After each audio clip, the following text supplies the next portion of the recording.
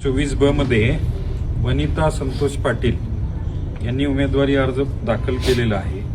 त्यांच्या विरुद्ध बाजूला जे होते उमा विजय पारसेकर यांनी हरकत दिली होती आणि हरकत देताना त्यांनी बरेच मुद्दे मांडलेले होते की जसं की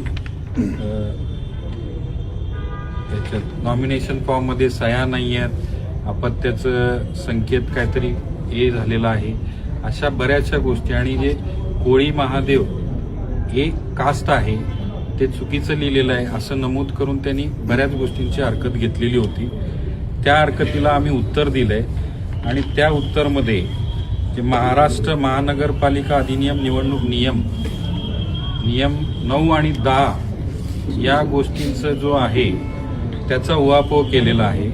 हे ज्या टायपोग्राफिकल ज्या चुका असतात, किरकोळ ज्या चुका आहेत, ते तेवढ्या कारणासाठी नॉमिनेशन पत्र रद्दबातल करता येत नाही, अवैध ठरवता येत नाही असं आम्ही म्हणणं दिलेलं आहे आणि त्या पद्धतीने युक्तिवाद केलेला आहे। ते ग्राह्य धरून सबस्टॅन्शियल स्वरूपाचा जर दोष नसेल, त्रुटी नसतील तर त्या बेसवरती नामनिर्देशन पत्र अवैध करता येत नाही। या एवढ्या मुद्द्यांवरती हरकतदाराचा अर्ज नामंजूर केला आहे आणि हे वनिता संतोष पाटील तर्फे मी ॲडव्होकेट MN बल्ला आणि विहार शिंदे सर या दोघांनी काम पाहिलं।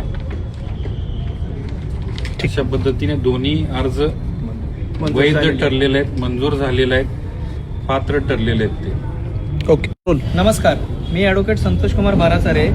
आज आपल्या समोर निवडणूक निर्णय अधिकाऱ्यांनी जो निकाल दिला तो निकाल आपल्याला सांगण्यासाठी इथं आहे।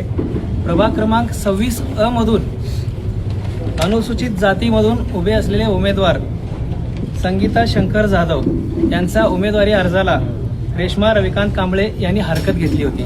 त्यांनी हरकत या मुद्द्यावर घेतली होती की उमेदवार जे आहेत ते खाजगी शाळेमध्ये शिक्षिका आहेत आणि त्यांनी संस्थेकडून परवानगी घेतली नाही अर्ज भरताना, असं त्यांची हरकत होती। तर त्यात आम्ही बचाव असा घेतला की संस्थेची परवानगी घेणं हे आवश्यक नाही आणि त्या मुद्द्यावरती उमेदवाराचा अर्ज बाद करता येत नाहीये।